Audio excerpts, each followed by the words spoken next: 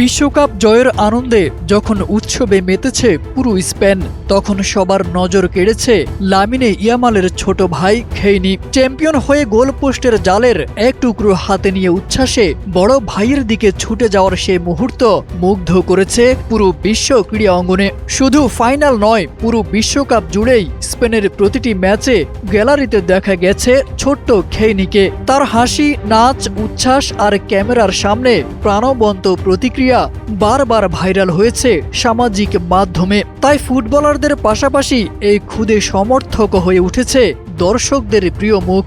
বিশ্বকাপ ট্রফি জয়ের পর দুই ভাইয়ের খুনসুটি আর আবেগঘন উদযাপন যেন সেই আনন্দকেই আরো স্মরণীয় করে তুলেছে।